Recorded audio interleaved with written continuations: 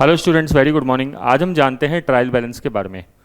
Trial balance student क्या होता है कि ये बेसिकली एक समरी होता है लेजर अकाउंट की, और ट्रायल बैलेंस के थ्रू ही हम जो फाइनल अकाउंट्स होते हैं उसको प्रिपेयर करते हैं।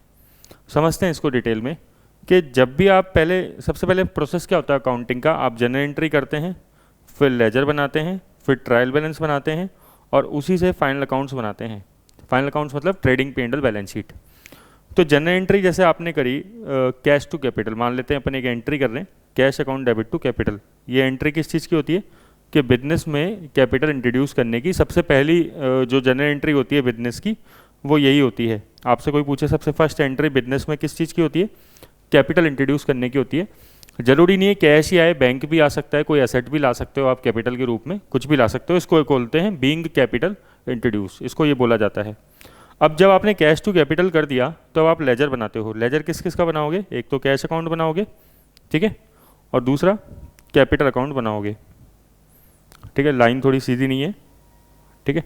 अब आपने लिखा cash account debit to capital, तो कैश में क्या आ जाएगा टू कैपिटल, कितने से 5 लाख से।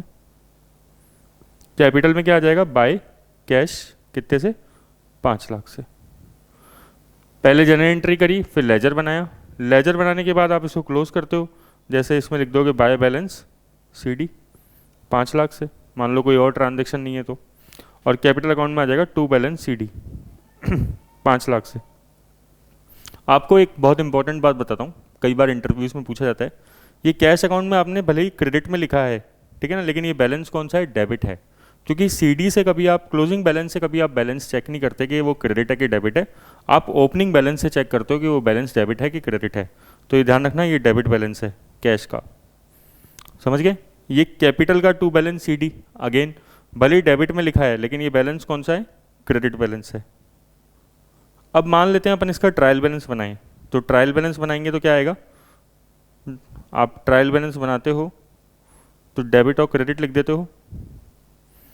एक तो कैश आ गया कितना, डेबिट में 5 लाख, और कैपिटल आ गया कितना, क्रेडिट में 5 लाख। और ये इस तरीके से ट्रायल बैलेंस मैच हो जाएगा, दोनों तरफ 5-5 लाख आ गया, डेबिट और क्रेडिट। इसी से हम फिर फाइनल अकाउंट्स बनाएंगे, P&L ट्रेडिंग बैलेंस शीट वगैरह बनाएंगे अपना, ठीक है। इसमें एक चीज़ और ध्यान रखनी है आपको, ट्रायल बैलेंस ये भी बताता है कि अर्थमेटिकल एक्यूरेसी आपकी अभी तक ठीक है या नहीं है। अगर आपकी डबल एंट्री अभी तक सही है, आपने एंट्रीज ठीक करी है, कोई अमाउंट में मिस्टेक नहीं करी है, कोई अकाउंट में ज़्यादा मिस्टेक नहीं करी है, मतलब आपने कोई अकाउंट का जो है मतलब डेबिट क्रेडिट गलत नहीं किया है, तो फिर ये ट्रायल बैलेंस मैच करता है।